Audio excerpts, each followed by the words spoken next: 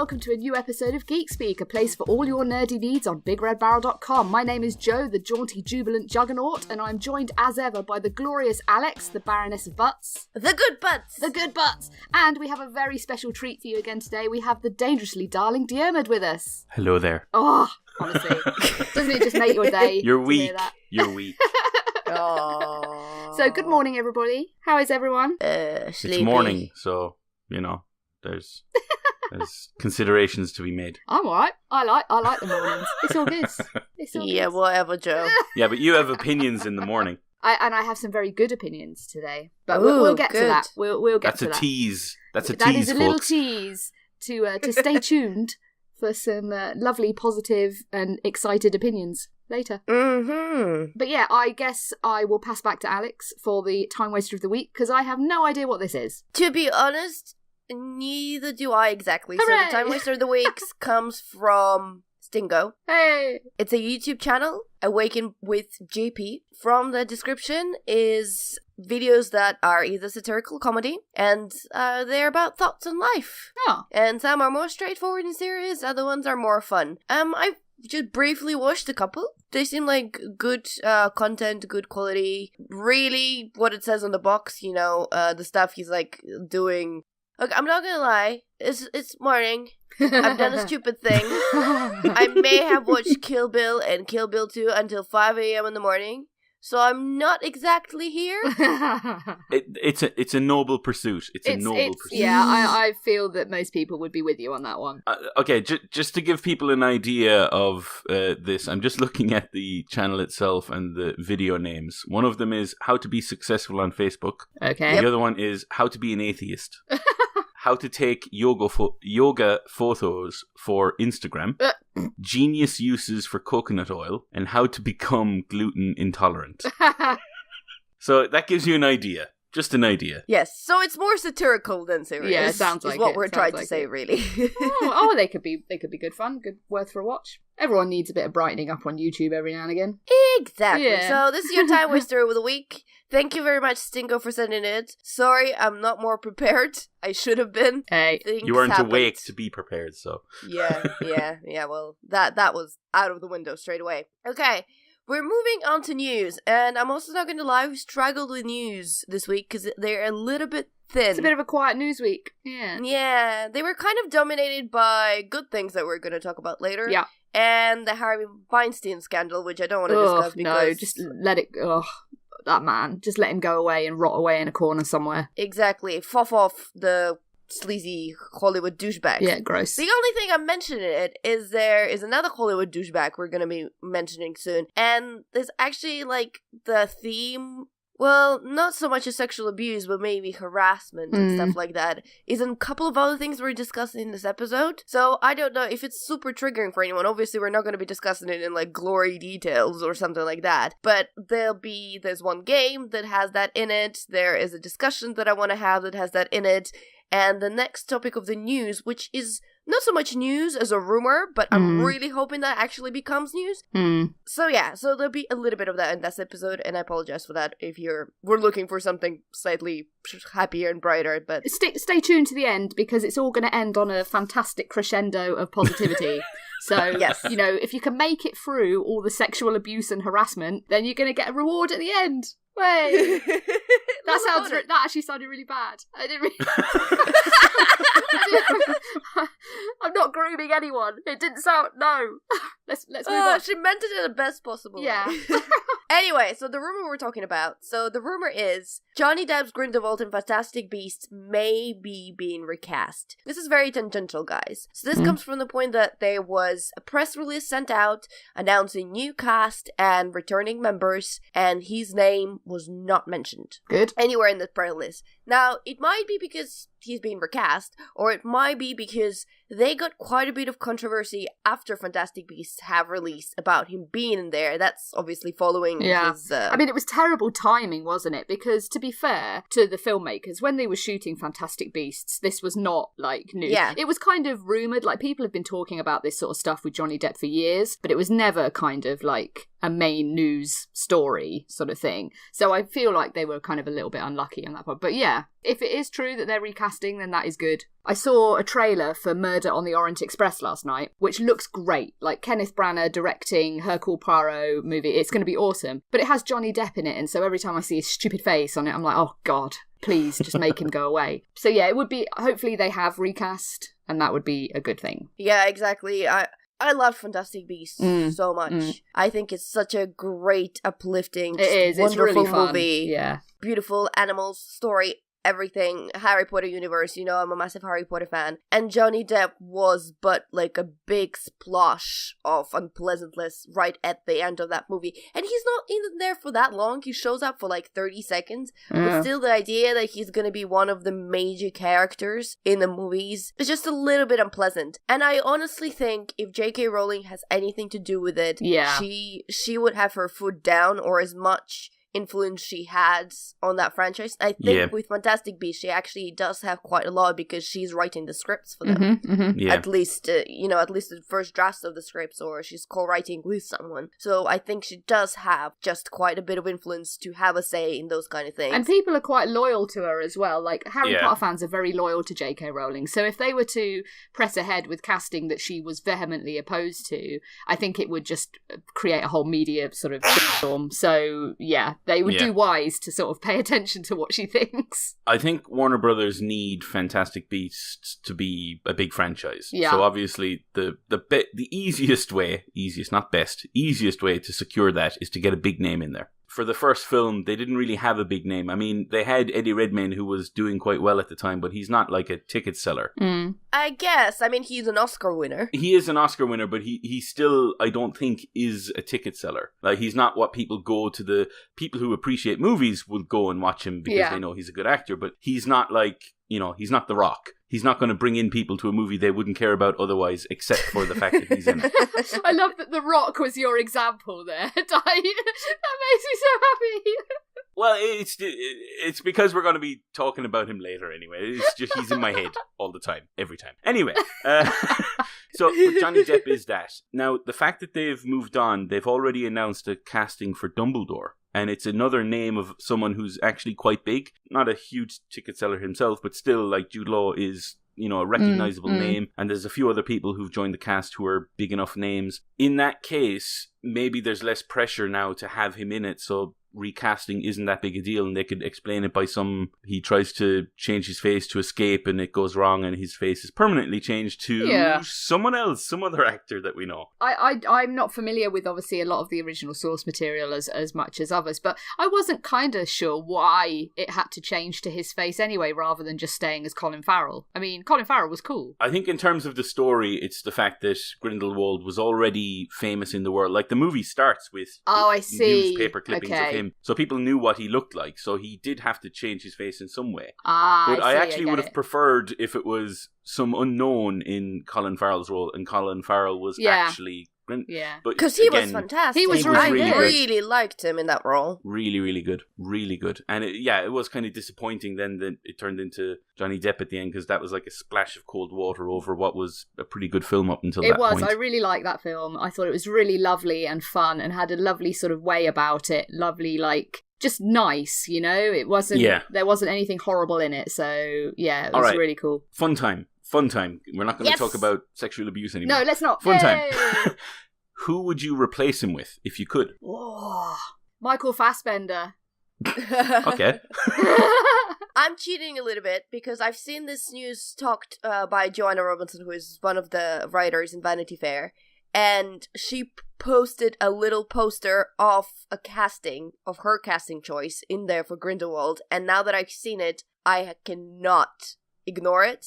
Go on, so I have two names in my head. I haven't seen this. I have two names in my head. I want to see if it's either of these two. Go on. Okay. Who is it? It's Nikolai Coster-Waldau. Oh, damn it. Yes, it's the second one ahead. That would be good. God! That would be good.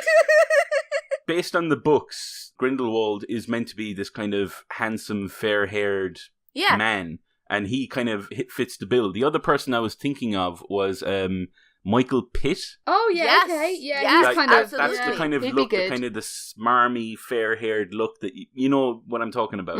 That's the kind of look I'd always pictured. So it was either him or Nicola, yeah. Those are the two names that I had come up with. So, yeah, that's very good casting if they do decide to go with him. That would be great. And Nicholas Custer-Wilder, blah, blah, blah, whatever his name, he's going to be looking for something to do soon. Yeah, he'll need work. Especially if they're going with 4 more films for this series. Yeah, that would definitely be worth it. And he is a great actor, actually. I like him a lot, even outside of Game of Thrones. Like, he was in Mama, which I talked about a little while ago. That awesome little horror film, and he was great in that. And I think, yeah, he would be good for sure. Okay, so moving on to another less of a rumory thing, but still fairly sketchy. The main tagline for it is that Lucy has a script. So Luc Besson's Lucy, that is. The sequel to it, you mean, yeah? Yeah. Now, I mean, the news is slightly more interesting because following the Valerian, they're doing the whole studio rebranding and they're focusing on smaller budget, sci-fi, thriller kind of things. And they're kind of bringing their workload down so Luc Besson himself can be more involved with the movies. I'm not sure that's a great thing, though, after Valerian. Yeah, I feel like... exactly. May I just talk about this? When we talked about Valerian before it came out, we did say this was a very likely possibility. If it didn't do well, they may not have the money to survive. So obviously, doing what they're doing is probably We've predicted what they feel the is the future, safest. basically. Yes, we did. We did. Geek Speak was right. #. It's like we're not idiots and know a little bit of what's going on. No, rather understand. Now let's not overexcite ourselves. But yeah, reportedly they lost 135 million during the last financial year, which does not sound good. That's a hefty loss. And now they're... I don't know. Do you guys know on top of your head how much Valerian cost to make? Oh, it was crazy I would say it's money. over 200. I would say definitely over 200. It was like Avatar costs. It was stupid money. It was huge. Huge. I don't have the figure off the top of my head, but it was huge. I mean, this would have sunk any other company. I'm guessing they must have had some really good kind of diverse backers around the place. Yeah, and EuropaCorp have been around for quite a while. I think they had a fair amount of sort of meat in the coffers sort of thing to support themselves. So they, while a loss like this is horrific, it's not going to kill them like it would a lot of other studios. And I think falling back on a film that... whatever about critically, commercially it did relatively well. Going back to Lucy... Because people are stupid. People will go and watch any old crap. You know this. There's been 5 Transformers films, people. I went to see it. I mean, So, you know what I mean? But, like, you have a big name. You have Scarlett Johansson. You have Lucy. It's a pretty much tied-up franchise. All they need to do is do it again, kind of thing. And, like, it's almost a guaranteed moneymaker. Struggle now is obviously going to be to keep the budget down. And if they can do that, then, they'll start making money again. And then they might be able to go on and do something a bit more original next time. But, yeah, I think falling back on a Lucy sequel makes sense commercially. Critically, I hope they bloody write a script this time. Yeah, that'd be nice. And I'm not quite sure how they're going to continue it on following how the film ended. They'll find some way. I must admit, I have very little interest in this because I didn't really care for the first one that much, so... Yeah. Oh, same. I'd much prefer like a sixth element or something like that. Yeah. So, but again, that would probably... That'd be a bit hefty financial. That probably was Valerian, to be honest. Yeah. It's very disappointing twisted... disappointing way. The new sixth elephant? Oh. There's the film I want to see. I would watch a film called The Sixth Elephant. Definitely. Yeah, the new Sixth Element is probably what Valerian definitely was off that, whole bit. Yeah, so apparently they're trying to budget their movies for 25 to 35 million, and good luck to them, I guess, but... I can see them partnering with a lot more production houses now as well to try and minimize the risk as well. So, they might be able to stump up the 25, 35, but then another company could do the same, and then you have a budget of, 60, 70 million. So that's what they might be trying to do to kind of keep costs low as well. Similarly to Joe, I have so very little interest in another Lucy. Yeah. I don't know. What I'm worried is that what they're gonna find, even though Lucy did very well commercially, otherwise, that after people have actually watched it, the next one, they're just not gonna go. Yeah. I think that's quite a possibility, in all honesty. Yeah. Speaking of films that we have very little interest in, at least the new versions of them anyway. So, Zak Penn, who is a writer of X-Men The Last Stand and Ready Player One, he's apparently working, or confirmed in some way or another, that they're working on some Matrix thing. Yes. Which is not continuation or a reboot. This is hardly a surprise, really. I mean, this is the kind of rumour that's been floating around for years, really, because the Matrix, the world of the Matrix is so massive, and like you look at the Animatrix and stuff, there's so much going on there that, it makes sense to try and do something else in that world. But of course, people are going to immediately be like, oh, you can't reboot the Matrix, it's amazing, which is true, and they should not try to do that at all. Exactly. And that's the thing, that's what he's talking about. Yeah. He specifically calls out the Animatrix as an example of stories in that universe that don't necessarily have to tie in directly to what we know already. Yeah. Now, I remember when The Matrix came out and then the sequels were disappointing, I was kind of hoping that Warner Brothers would potentially... This was kind of before TV sort of really took off more recently. Netflix shows and HBO and stuff like that, where, TV really became a big thing. I was kind of hoping what they would do is they would do something similar to this, but in terms of a TV show. Yeah, that would be cool. Potentially have some sort of a detective procedural, but set in the world of the Matrix. Set in the world, and then... Yeah, like a noir story in a post-apocalyptic world. That'd be great, actually. Have you guys watched The Animatrix? Yes. Yeah. I can't remember the name. I can't remember the name of the story, but there's one particular story it is this very noir detective story. I know the one you mean. What's it guy is tracing after Trinity. I can't remember, and it ends on a train. If you've watched The Animatrix, you know what one that is. That was the kind of the tone and the kind of the idea that I had about this TV show that they could have done. Now, obviously, it never happened, and this one is talking about an actual movie. But I wouldn't object to them going back to the Matrix universe, as long as they were good about it. I think my one issue with this is really in terms of context and stuff, because when The Matrix came out in 1999, the world was kind of different. The internet was kind of still in a relative form of infancy in terms of how people in the everyday world used it. It sort of hit a zeitgeist, and it hit a nerve in terms of what it was saying about us being connected to a massive network, and all of this is the world real and stuff. Whereas I feel like in the almost 20 years since, which God, that makes me feel so old. A lot has changed. People are constantly connected, and everyone is so much more comfortable with the internet and networks and stuff. So I'm not sure that the world of the Matrix has that much kind of fear and relevance as it did back then. Potentially. Yeah, so I kind of feel like anything set in that world needs to come at it from a different angle entirely, because it's kind of like if people say, oh, we're all like batteries, robots, machines, and we're all connected to this news network, everyone will kind of go, meh, yeah. Yeah.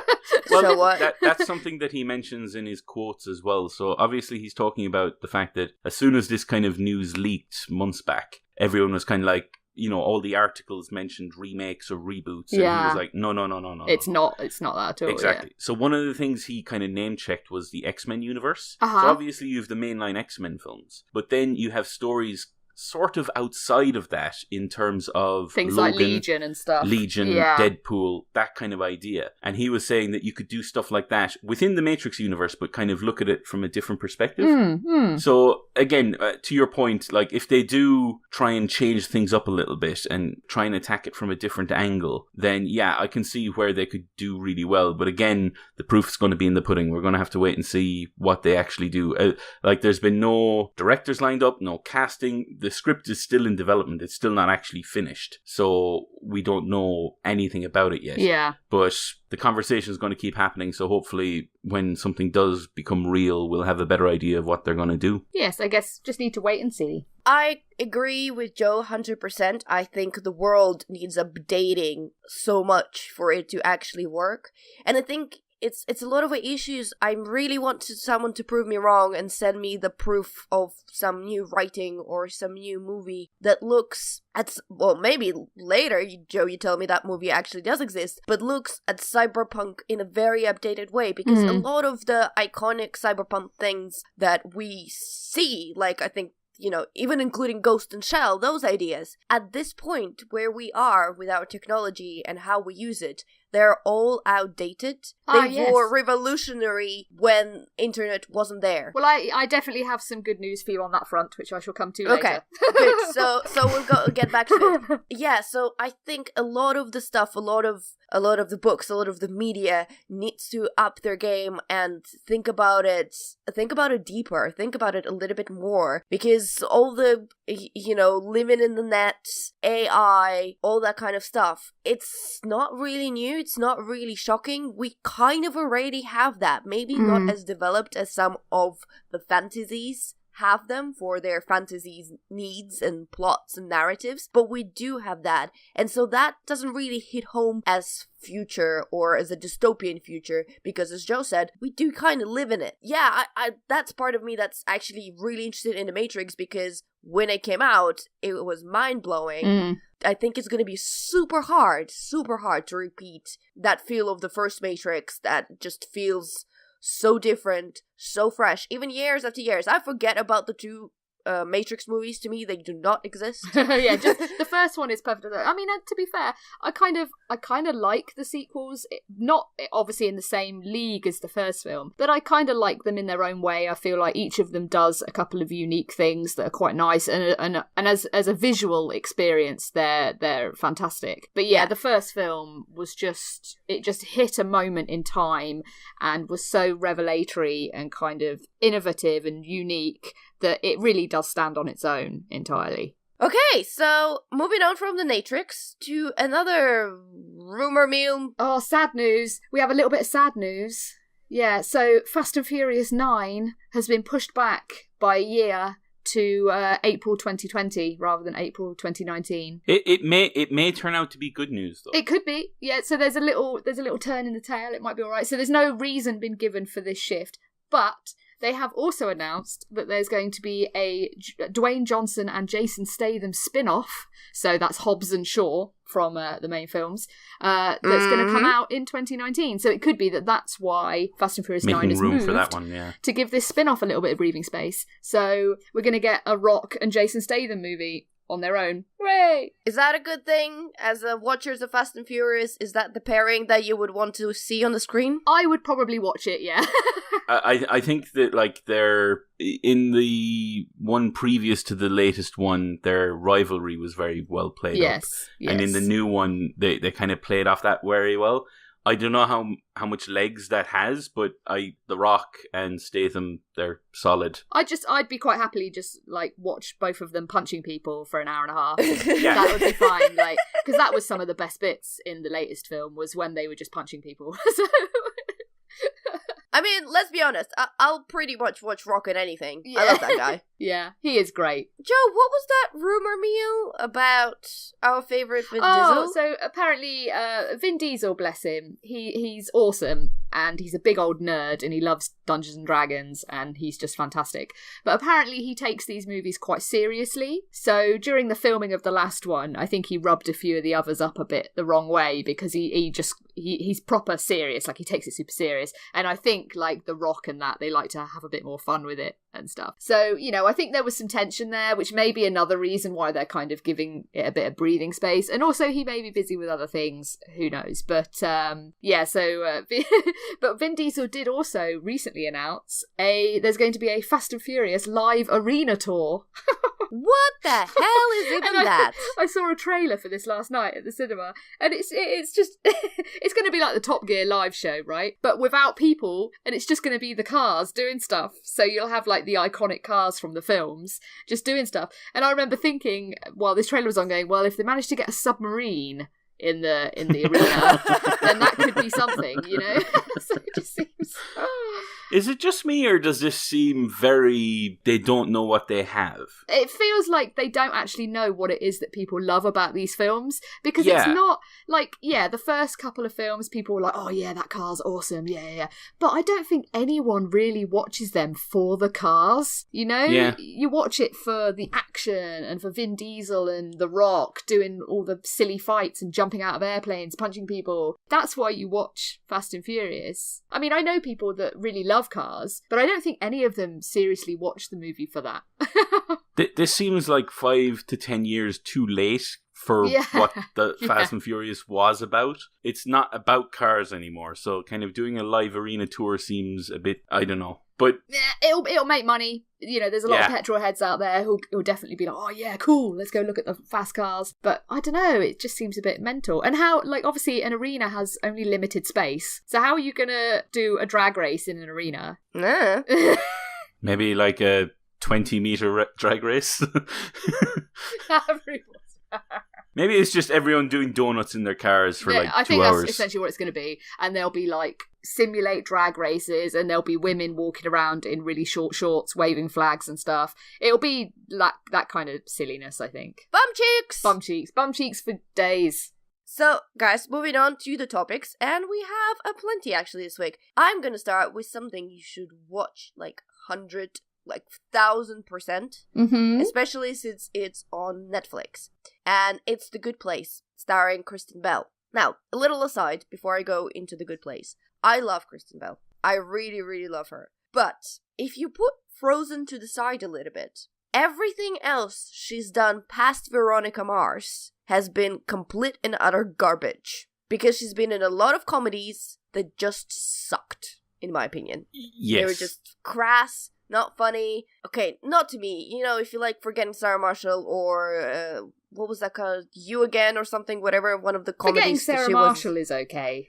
That kind of, that has a few nice moments. It's a bit, it's silly, but it's okay. It's fairly inoffensive as far as it goes. I don't know, it has naked, what's his face? Yeah. Yeah, what's his name? Oh, I can't remember. maybe that's offensive. Naked, what's his face, penis. Pretty offensive to me. No, I'm joking.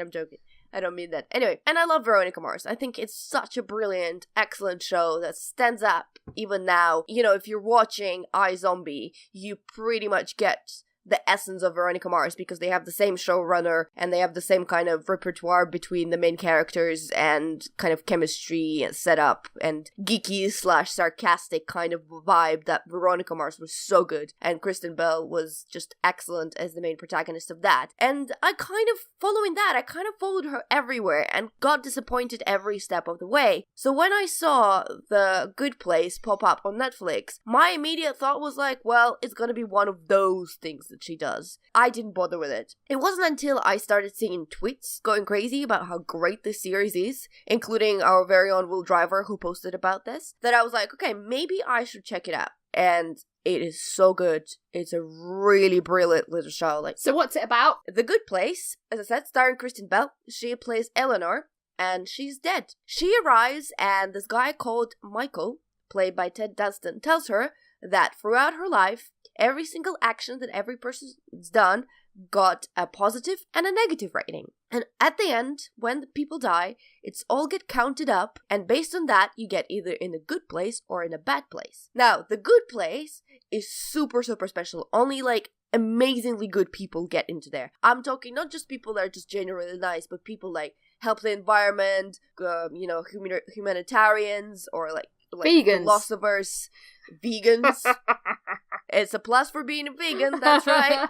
So, so people who've really changed the life of other people in a big, significant, huge way. So, it's you can't just be like, oh, I've just been nice all my life, but haven't really done anything. Those people still go in a bad place. Right. Even if they were good. Well done, Eleanor. You got in a good place. You were a lawyer that saved people from death row. You had a humanitarian mission to Ukraine to help kids. You were really, really good. And look here, in the good place, we have soulmates, and here's your soulmate. You're going to be leaving for eternity in this good place, happily ever after. And this good place is this really idyllic little village with lots of frozen yogurt places and all kind of stuff. And then, and I'm telling you all this because this is like in a trailer or in the first 3 minutes of the series, so it's really not a spoiler. And then Eleanor sits down her soulmate, Chidi, played by William Jackson Harper, and says, look, there's been a mistake. These memories are not my own. I was not a lawyer who's been saving innocent people from death row. I've not been on any humanitarian missions. I was in sales. I basically schemed elderly and sick into buying pills that do not even work. That was me. And the whole movie kind of evolves from there, of her trying to hide the fact that she's not a good person, but she is in the good place. The thing about this is I really appreciate the humor. Because the humor, that kind of humor that they have, it looks effortless, but it's a situational humor. It's a humor where there was a setup and now there is a payoff. It's harder to do than you think. And there isn't really that much of like potty humor or fart humor, or there's no like gruesome stuff at all whatsoever. And even like the potty humor that was used in the movie was kind of really fun. There is a scene between this character who's not very clever. He's pretty dumb, but he has his best friend who's also pretty dumb, and this happens before they died. And they're basically sitting in this restaurant eating clearly bad food, and they're like, oh, we're so broke, we don't have money, let's rob this restaurant. So we're gonna come up with a really dumb idea, because we're dumb people, on how to rob this restaurant. But because they're buddies, they're like, one of them was like, okay, we're gonna rob this place, but first I have diarrhea, I have to run to the bathroom. And the other one's like, I have a diarrhea too, let's run together, best friend. It's a stupid scene, but it serves to show how good friends they were together and how close they are. And despite having kind of ill intentions of robbing a restaurant, they're actually fairly good-natured, and these ideas are coming to their head just because they're stupid, not because they necessarily mean harm to anyone or want to necessarily do those kind of bad things. Yeah, I just cannot recommend the series enough. There is a lady that is not a robot. Her name is Janet, and she's a show stealer. Janet is so good. She's played by Darcy Garden. Yeah, she's amazing. She's just adorable. I don't even know how to describe her, because she's not a robot, but she's like a program. She's like a simulation. Okay, like an AI. Sort of, yeah, that lives in a good place, that answers all your questions. I wouldn't say, except for Kristen Bell, there aren't that many, well-known faces, except I guess for Ted Danson, but I've not watched CSI, so I don't know anything about him. This is the first time I've seen him in anything. He was pretty famous for Cheers. Okay, not seen that either. And 3 Men and a Baby? Nope. Oh my. Sorry. There's so many wonderful experiences you've missed out on, Alex, like in the Ted Danson repertoire. But yeah, so Kristen Bell, Ted Danson, the only kind of big recognizable names that are there. But the whole first season is on Netflix. The episodes are about 20 minutes, and the second season is coming out right now. New episode every Friday. I absolutely cannot recommend the show enough. Just such an uplifting, nice, cheerful experience. It's funny because uni started, right? So when it's and because uni started, I spent a lot of time staring at my computer screen while drawing stuff and having something in the background, which is where I catch up with all my shows. So I'm currently catching up with Jane the Virgin, and the Keith Sutherland TV series. Oh, Designated Survivor. Yeah, that one. And so when it was that, I basically switched on The Good Place, and while I was working for the whole day, I watched the whole season. I was like, oh, this is excellent. And then this was all post-EGX, so we're all flu-y and coldy and fever running wild at home. And so Tim is sick as well, and because he's sick, he was sleeping off the whole day. So comes night, obviously he can't fall asleep because he's been sleeping for the whole day. And I was like, watch The Good Place. So it's late at night, we're watching something before bed. I've switched off the first episode for him. I kind of watched the first episode with him. I fell asleep, and then at different points throughout the night, I wake up and he's still watching it. He pretty much watched like 8 or 9 episodes in a row. It sounds really good. My fella's watching it, actually. I should watch it too. It does sound very good, yeah. You should join in. Excellent. I need to watch that as well. Yep. Okay, so moving from Netflix to games. Die. Yeah. You've been playing more PUBG, but different name. PUBG, but not place. PUBG in all but name. Yeah. So people are probably well aware of Fortnite by now. Didn't PUBG send out a press release saying, well, not PUBG, but whatever their company name is, they're like, oh no, Fortnite's cloning us, and everyone's like, ooh, Fortnite, interesting. Let's check it out. Yeah, they really shouldn't have done that. That was like the really bad opposite thing of what you need to do. So Fortnite it has a long history. It was revealed like way back in 2011 as this sort of base building co-op shooter thing. Eventually that particular aspect of it has released. It's released in air quotes, free to play, but in order to get, it's still early access free to play. So in order to actually play that section of it, you need to buy a Founders Pack in order to get access, and it'll go, the full release is like next year. However, obviously this year PUBG has blown up. And developers at Fortnite kind of looked at that and said, we could do something similar within our engine. So what they did was they took the Battle Royale formula. They basically built this giant map, not as big as PUBG, but still, it's quite large.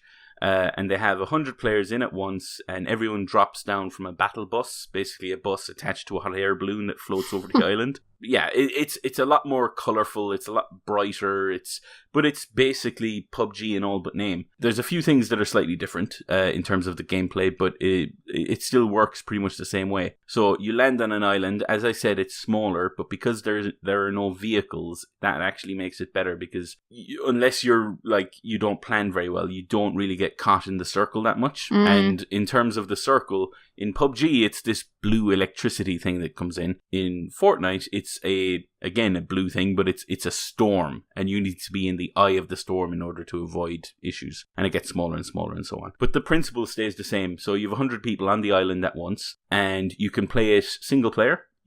They've just released a patch that introduced duos, so you can play with a partner, and they launched with up to a 4-player team. It's free to play, so unlike the Fortnite main bit, you can actually download the Battle Royale mode on its own, and you can play it for free. And that's probably its biggest advantage over PUBG. PUBG, you obviously have to pay for. Yeah, that's quite good, really, isn't it, actually? I didn't realise that you could play it without having the Founders Pack. So that's, exactly, yeah. Like, even if you're not interested in the main game, which I am not, I've seen people play it, and I have absolutely no interest in the main game whatsoever. But if you wanted to just play the PUBG bit, and that's quite cool, really. Especially because it's on console, right? Exactly, yeah. It's on Xbox One and PlayStation 4. Yeah. And because PUBG is coming to Xbox One first in its early access mode, it gives some kind of Battle Royale mode to a PlayStation 4 user, which is why it's probably been as popular as it is. It's sold, I think the last headline I saw was it has sold. It has been downloaded 7.5 million times. Okay, nice. So cool. there's a huge player base. You never really have to wait very long for a game similar to PUBG. Yeah. And it's just constantly going. Now, obviously, it is in early access, so they are still actively adding stuff into it kind of week by week. As I said, this week they added in duos and supply drops. But the gameplay itself is relatively solid. I've run into only 1 or 2 issues, probably the same amount of issues I've ran into in PUBG, to be honest. Yeah. It plays really well. The few differences in terms of when you're playing it, obviously it's not a sim military shooter, so the art style is a bit more cartoony, and but it still has stuff like bullet drop that you have to worry about. So if you're too far away from someone, or if you have a shotgun, you have to be pretty close to someone to hit them, things like that. So the stuff that it doesn't have, like for instance, in PUBG you have to run around, you have to get helmet, you have to get a vest, a bulletproof vest, you have to get a bag. In this you have a defined inventory. So you can only pick up so much anyway, but you don't need to pick up a bag in order to do that. You can just start looting straight away. Okay, so you still loot, because I was going to say that's one of the best things about PUBG is actually that initial phase where you're all like, shit, I need to get some stuff. That's one of the things that makes it so tense and good. This one is, there's still the loot game, and it's still as important as it is in PUBG. However, they do change up the loot a little bit. So you have your standard assault rifles, submachine guns, pistols. You even have sniper rifles as well, things like that. However, unlike PUBG, they have rarities. You could have a standard grey assault rifle. In the next building across, you could find another assault rifle, but it's green, or it's rare. And then you have blue, and then you have purple. I think that's the order it goes in. And the purple ones, basically it just means that they hit a bit harder. Okay. You know, they do a bit more damage. So you're always looking for purple gear. You're always trying to upgrade what you want. I have a few issues with it in terms of how the inventory management works, but like, again, it's early access, so I'm not going to judge them too harshly. It's stuff that they can fix. In terms of out the gate, like, this seems to have been whipped up pretty quickly. In terms of just getting it released, getting it free to play, and getting people on there, this is incredibly good stuff for what they've done. I'm looking forward to them adding more to it, and until like consoles get the proper PUBG experience, this is definitely worth playing, especially because it's free. I was going to ask a question actually about the experience. Yes. Because obviously, like, PUBG has a feeling all of its own. Like, nothing quite like it, really. Just that feeling of tension and how it feels to play PUBG. Yeah. It's really quite unique. So I've always been sort of a bit skeptical of other games with these modes as to, are they going to feel as good? So in terms of the gameplay, as I said, it's a bit more arcadey. It's a bit more, it's not quite as realistic. And that kind of does something to the tension as well. It's not as palpable. Now, because PUBG, the games can last up to, 20 minutes? Yeah, like if you stay in there long enough. It lasts about 20 minutes. In Fortnite, it's a lot quicker. It's about 10. It's pretty quick. People are kind of forced into situations where they have to kill each other a lot more quickly. As I said, it is more arcadey, so that's what you kind of get. Because you die more often and games are over quicker, you're playing a lot more. So that kind of means that the tension isn't quite as high. It's still there, though. You still feel... There's moments when you're in a house, you're crouching, and you hear footsteps that you still kind of start getting... your heart rate goes a bit faster. Yeah. There are still those moments. Gotta hide in the toilet, quick! Exactly. There are still those moments. It's not quite as palpable as it is in PUBG, but again, for a pretty much out the gate first attempt and the improvements they're trying to put onto it, they do a really good job so far. I'm looking forward to seeing what they add, and the fact that it's free to play, there's no loot boxes that I've seen yet. They haven't introduced anything like that yet. I don't know how they're going to work. Probably cosmetics, because when you log in, you just get assigned a character. It doesn't matter. It doesn't really matter what character you get. You just get assigned a character. I'm assuming there's going to be cosmetics. They're going to allow you to define what your character is, things like that later down the road. Right now, though, it's just, there's no loot box. It's just all free to play, and it's just fun. Cool. That's the top thing about it. It's fun. Well worth playing if you get a chance. So, Di, a question that you touched a little bit. When PUBG will eventually come out on consoles, because let's face it will you drop the Fortnite in favor of PUBG? I don't think so.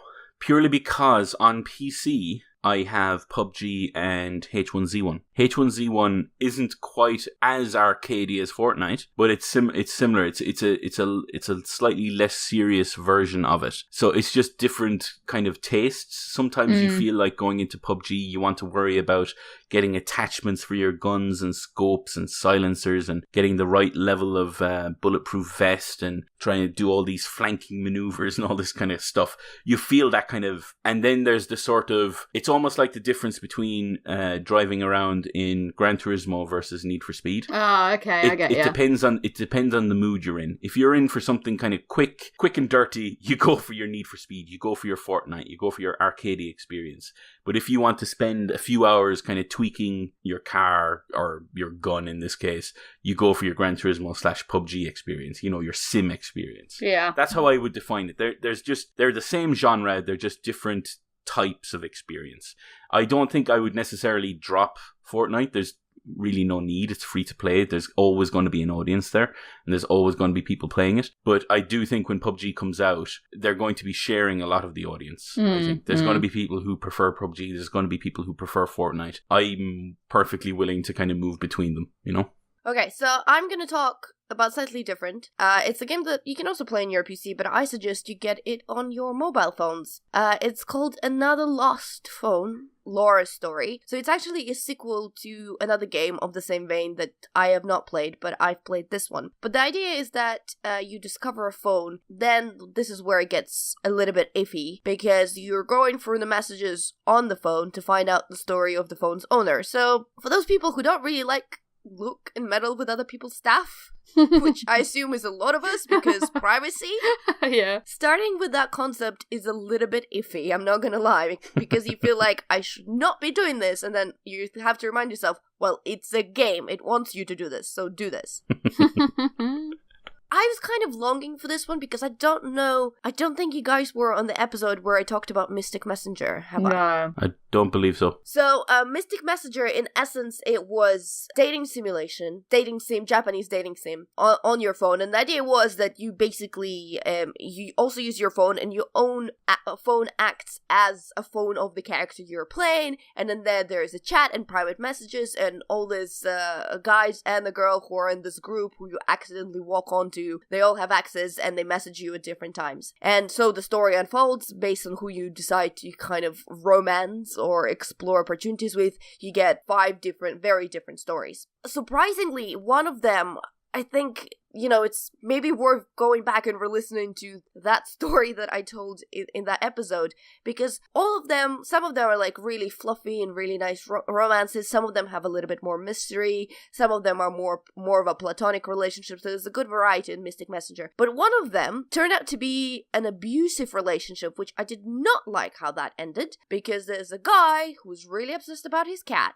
to the point he locked the cat in a cage. The cat escaped, and then you started a relationship with him during some point that ever. So the guy developed a paranoia that something bad will happen to you because of his business, whatever. So at one point you end up in his apartment, and he will not let you go. And there is an outcome in the game where he does put you in the cage instead of the cat. Okay. And my relationship with him was that I got in his apartment, and every freaking opportunity I got, I was telling him, I want to leave. Let me go. Can I go, please? And he wouldn't.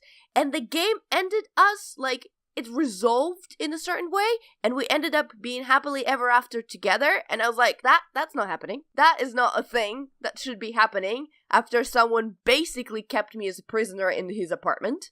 Why am I mentioning the story is because the Laura story, so another Lost Phone Laura story, is also a story about an abusive relationship. And I want to mention that right off the bat in case you decide to play this game and it's triggering for you in one way or another. It's worth saying that, because as you go through her phone and through her messages, you do discover that her boyfriend was kind of an abusive dickbag and done a lot of awful stuff. But the way this game works, and it's a very, very short one, it's $2.99. It maybe took me hour and a half to get through it, is that you unlock certain areas in her phone. So you start from messages, and from messages you learn a little bit of the backstory. That allows you, like, into a set of puzzles. You have to find a password to switch on the Wi-Fi to unlock emails, and then you unlock a separate working app just by figuring out some of the people in her life and how they look. So it's like just a set of password finding puzzles within the game. The annoying bit about that, and I like the puzzles, I think they're actually really clever, and sometimes you have to like go and look in her calendar to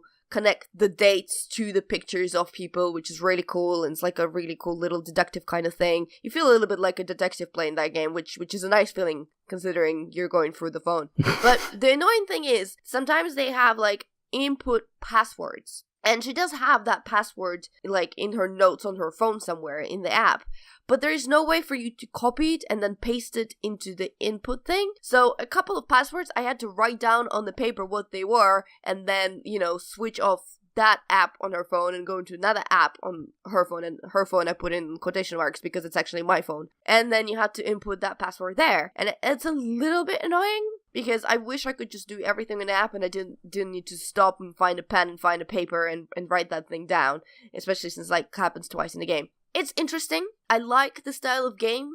So the game before that, which was called A Normal Story, I believe, was the same kind of idea. You're going through someone's phone, but you find out, I think, that someone is transgender, which I think's got some, well, it definitely some questions have to be asked about that, and I think that's why they moved from that into the abusive relationship, because I guess when you find their phone, you could at least help that person in some kind of way, or give support or whatever through learning or through snooping in her life, even though that's still a little bit weird. In general, I really like the games that use your phone and pretend that their game is part of your phone. I think that idea is really neat, and there's a lot of stories to be told through that. The stories so far that I've played, I've enjoyed, but they've not been entirely successful. There have been questions about that. I mean, Mystic Messenger, I think, just had way more story to it, but the downside of it that it also had microtransactions, and they were parts of the story that unlocked during specific times of the day. They're like conversations that unlocked during a specific time of the day, and if you happen not to check your phone at that time of the day, you didn't get to participate in those conversations, which was a little bit annoying. And you could replay them to participate, but you had to pay in-game currency, and you had only so much of it, and yada yada yada yada. And Laura's story is really tiny and really self-contained, and it's just there, and I think they're gonna do, it looks like they're gonna do more of them, and I'm obviously interested to see what they're gonna do with it. But yeah, that's actually pretty much everything I had to say about Another Love's Phone. Interesting, makes you feel a bit icky, I'm not gonna lie, but interesting nonetheless. So it's like when you play the Tinder game, where you're judging people. Oh no, that's fun. Oh dear. That's the best game in the world. Oh, I hate Tinder. It's so horrible. Game of the year. Game of the Game year. of the year. For those who don't know, there's a friend. I won't name his name just in case he doesn't want to. But he's on Tinder. But he's not taking it 100% seriously. So occasionally he gives us his phone to swipe right and left. And guys, being judgy of some of the Tinder profile pictures is the best thing in the world, let me just tell you. Because some people are just so stupid. Like, why are you posting this? Oh, it's so anyway, gross. another quick mobile game that I'm gonna mention. I'm gonna mention it very briefly because I'm gonna have a written review up for it. But it's Ticket to Ride First Journey. So Ticket to Ride is a board game. It's one of the board games along Carcassonne and Pandemic that kind of brought the whole board game revival back a couple of years back. It's a really fantastic, excellent board game, and it has a myriad of different phone apps that are also pretty good. I think I did an article on digital board games way back then where I was supposed to be a series. It never came out anything more than that, and where I wrote about the actual Ticket to Ride app. But Ticket to Ride app, the First Journey, it's what it is. It's basically a children's version, a version for the younger audience. So the game is simplified, it's bright and colorful, there's cute animations. It's a first stepping stone. Before you play the main game, you play the First Journey as a kid. The app looks fantastic. I would say it benefits from playing on a bigger screen. I find it a little bit too fiddly on the phone, but I do so with every Ticket to Ride app. It just works with a bigger format, with the tablet or with the screen. The one big annoyance I have about the app, everything is pretty much perfect. Except when you play it, you can't listen to music or podcast. It dulls it down straight away on your phone, which I find it really annoying. Because who does that? Who wants to listen to this really annoying background music that all these gaming apps have? You switch it off. You're listening to your own music, or to a radio show, or to audiobook where you're playing these games on the train, right? That's what you do. I don't know. That's what I do. Yeah, it dulls that down, so that's not good. But otherwise, more in my review, but that's like a quick, what's that about? Okay, are we ready to go into a main ticket item? Are we ready? The positivity. Positivity. I can already feel it. Okay. You know what, though? I just realized that I want to add something to it, so I gotta talk first, so I'm sorry. That's okay. And B is gonna be negativity, but hopefully you flip it around. Sure. Hi, my name is Alex. I have a confession. I've not watched Blade Runner until 2 days ago. Good lord. Well, at least you ended it with until 2 days ago, so you have watched it now. I have watched it. We have a Blu-ray. We had a Blu-ray for like a year that we got it with the idea that I was going to watch it, and I never actually got around to it. And I did watch it. And here's a probably controversial opinion. Uh-oh. It's okay. Get out right now. I was not amazed, thrilled. Look, I know part of it where it's coming. It was revolutionary for its time. Now, a lot of the ideas that this movie set up has been used everywhere, so of course it's in my mind. But I will take that out. I have a big Harrison Ford problem. Oh, really? Or actually, I have a big Decker problem. Are we supposed to like Decker? First of all, answer me this question. Because if we're not supposed to like Decker, then I'm okay with that. He is kind of an anti-hero, yes. You're meant to find the character intriguing and interesting, but yeah, you're not really meant to like him in that sort of way. He is a very layered character. Yeah. Well, because he's a rapey isn't he? No. Yeah? Yeah, he is. Which version did you watch? Final Cut or something? Okay, Final Cut. Yeah, that's... Without going into loads and loads of detail about the film and about the character and stuff, I would say no, but there's a whole load of reasons why. I'm sorry, you'll have to spell them out to me, because to me, that was a rape scene. Which scene exactly do you mean? With Rachel? Yes. Yeah.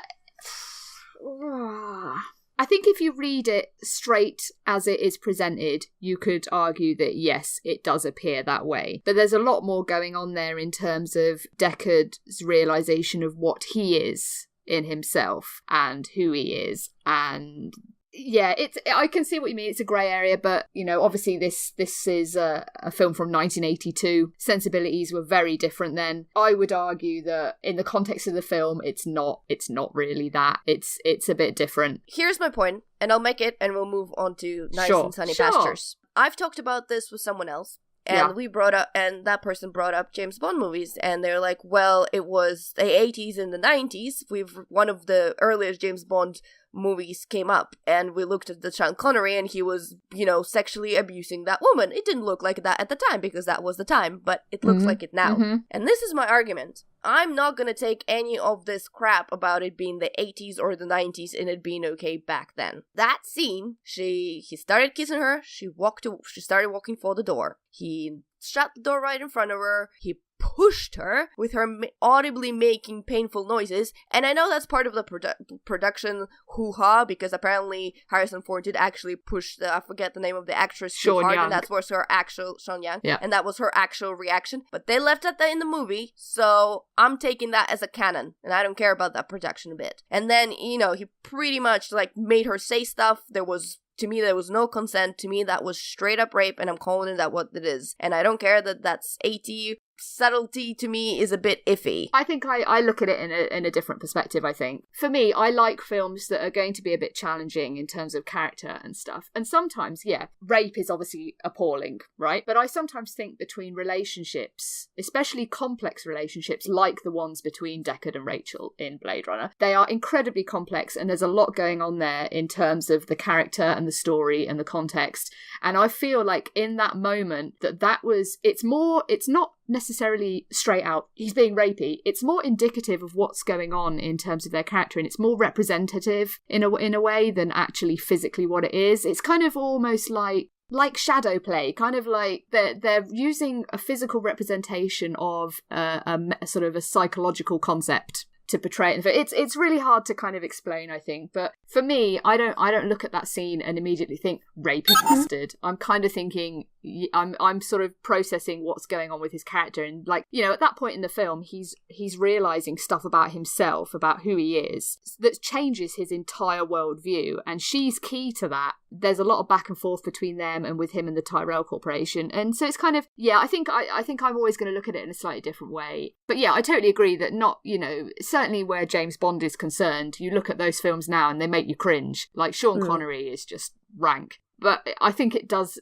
depend a lot on context. Like things like Last Tango in Paris, for example. Modern sensibilities will look at that film and just be completely appalled. But actually, there's a lot going on there that Bertolucci is saying about relationships and power dynamics and character. And so I don't know, I guess I kind of look at it a different way, and I'm open to all explorations of character, and I don't immediately kind of think, oh, rapey, get away, if that makes sense. Oh, no, don't get me wrong. I'm not opposed to them discussing the power relationships or even portraying rape in the movies. I'm okay with seeing that. It's not like immediately, oh, rape, I'm not gonna watch this. I was just surprised that no one's really talked or mentioned about that. And to me, I guess I'm missing something about that movie, and I've not been watching it as closely as I, should have been, or I've not watched it as many times, or whatever, or thought about it as long. Anyway, my perspective is a little bit limited, and I'm happy to say that. But to me,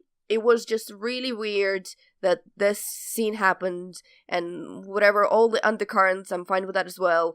And then the next thing, they're in love. To me, it just makes me condense a little bit in me, because to me, that's the kind of thing that I don't know how to explain that properly in good English. I understand. I can understand your feelings on it, definitely, and your reservations. I think for the character of Rachel as well, it's quite an important scene if you sort of take into account what she is, who she is, and what she's created for. And actually, it's kind of, if you look at it in one way, you could argue that it's quite important for Rachel's awareness of herself, because of course she doesn't know that she's a replicant for a lot of the film. I think it's an interesting discussion, and it's one that's like, all the best films have elements in them that are kind of challenging in one way or another, and I like that. I like films that are going to push the envelope a bit, and I wouldn't ever want a filmmaker to be scared of questioning things, or actually sort of having these ideas about character and context and stuff, and I wouldn't want them to be scared of doing that because of possibly it being interpreted another way,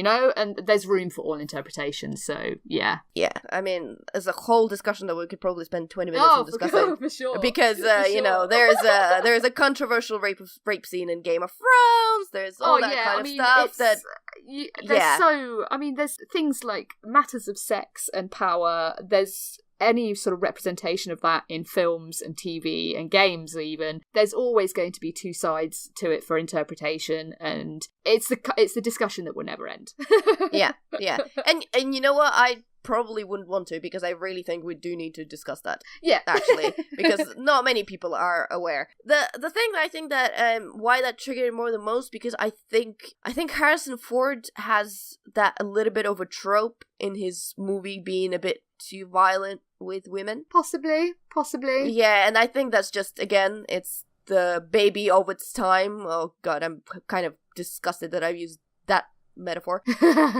but you know what I mean. Anyway, that's one thing I wanted to say about Blade Runner. Can we go into Blade Runner 2049? Oh my word. Okay. You know, when people talk about certain sequels and they talk about them in sort of such hallowed esteem, like things like The Godfather Part 2 and Aliens and things like that, where people go, oh my god, this stands equally shoulder to shoulder with the original. It could even surpass it in some ways. Yeah. Get ready for another one, because that is Blade Runner 2049. It is absolutely magnificent from beginning to end, and there's a lot of it to love. It's like 2 3/4 hours long. It is completely stunning. Every shot in it is just glorious. Like I obviously, as I'm a video editor myself, and I'm kind of obsessed with cinematography, and so I like to enjoy every shot of a film and just kind of think about it in terms of what they're saying with every shot. In this film, there are shots that tell an entire story just in one frame. Roger Deakins, the cinematographer, he's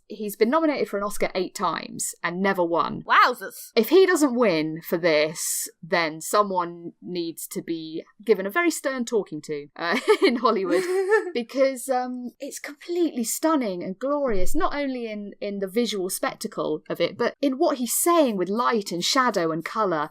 And there's entire worlds going on in every frame, and it's just completely brilliant. If anyone's like not sure if they've seen a film that Roger Deakins has shot before, he has shot a lot of the Coen Brothers movies. He did Shawshank Redemption, he did Skyfall.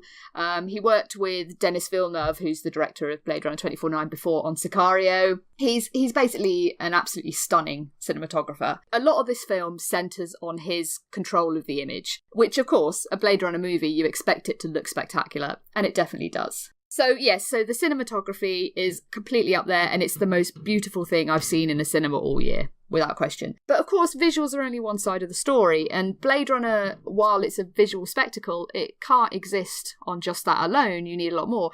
And I'm very happy to say that the story is completely superb. It doesn't tread on the toes of the previous film at all, and it doesn't sort of bastardize anything we've seen before. You know, like some sequels, like as much as I love Alien Covenant, it does make a mockery of some of the Alien story and timeline. And there's no question that it's a bit of a hash job in terms of the story. But then you have the film like this, where it's completely respectful to the Blade Runner story. It's almost sort of reverential of Blade Runner in terms of its ideas and themes and story and context. And it builds upon them in such a way that you don't really see coming. There'll be a point in the film where when you see it, you'll think, I can see where this is going. You're totally wrong. It doesn't go there at all. It's incredibly intelligent. It really takes its time in telling its story, which is so refreshing. You know, in a lot of blockbusters and big movies we get now are in such a rush to get their story out of the way just so you can have like a big action set piece. Blade Runner 2049 isn't like that at all. It really takes its time, and you have to be patient with it and just let it all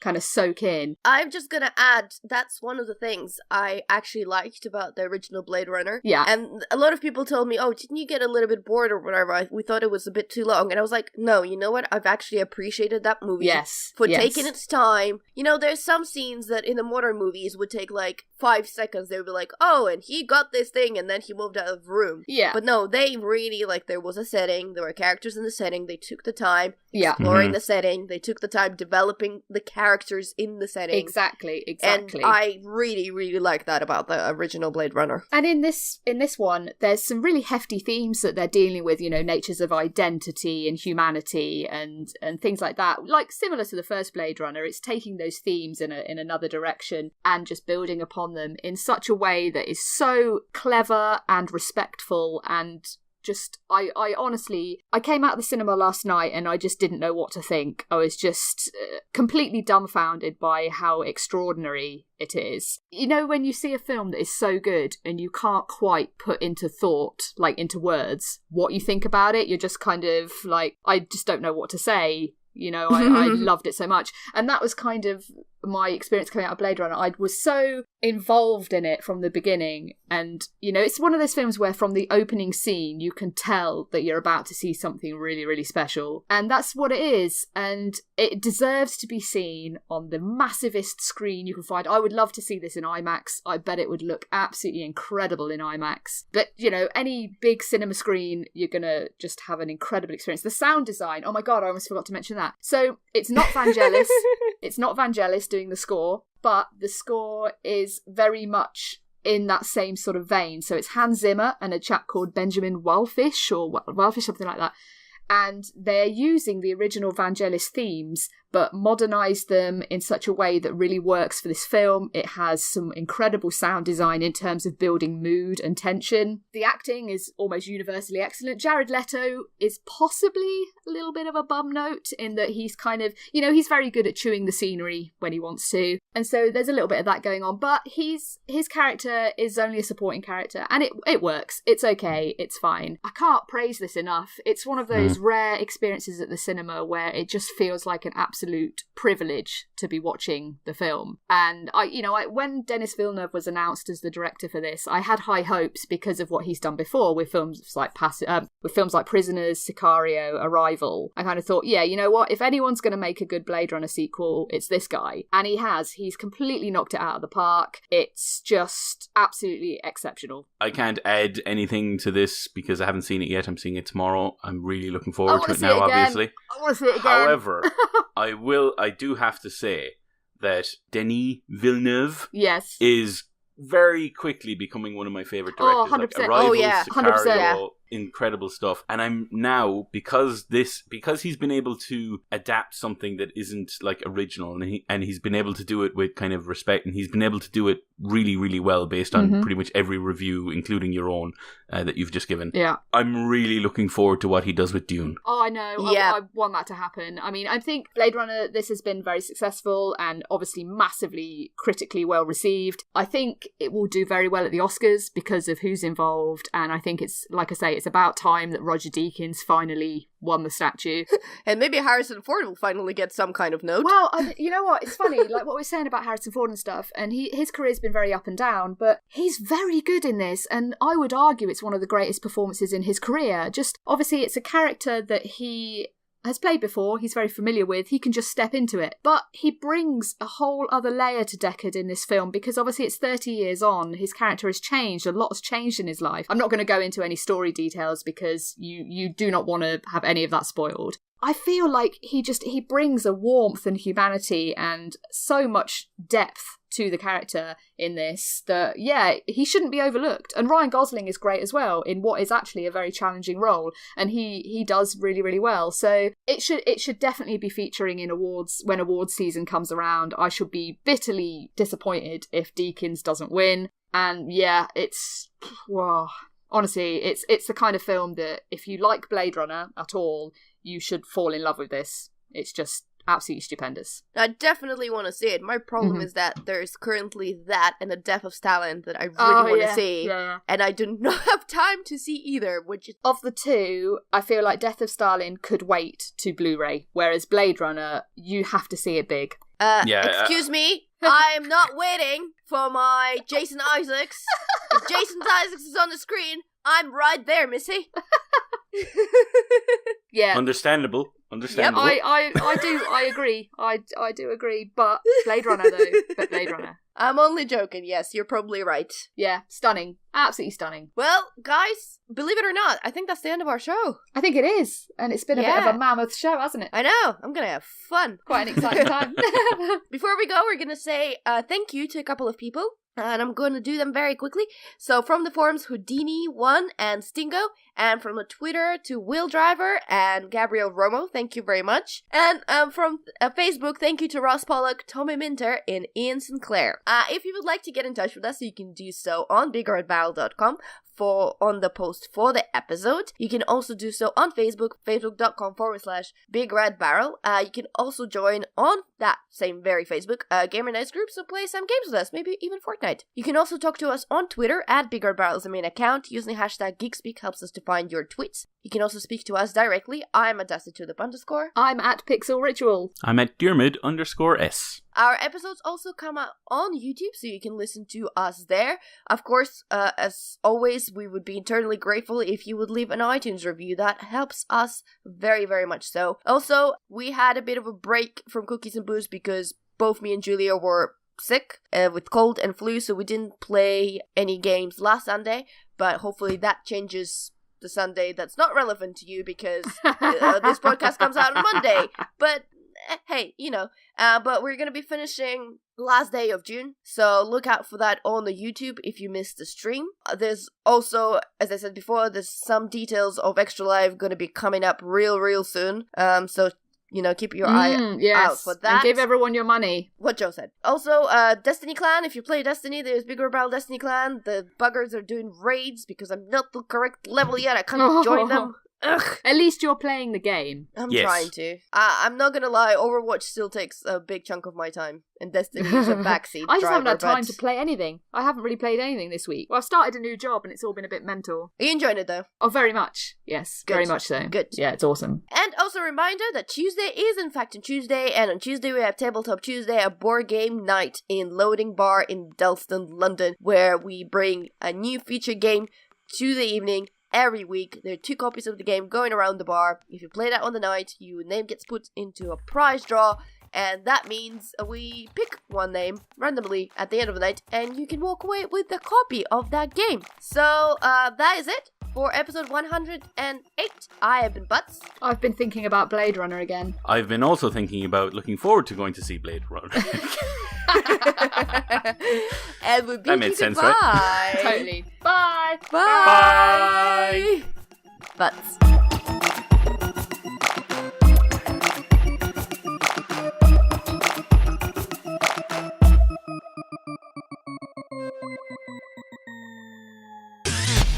You and your ears are quite welcome. For the podcasting goodness that you just heard.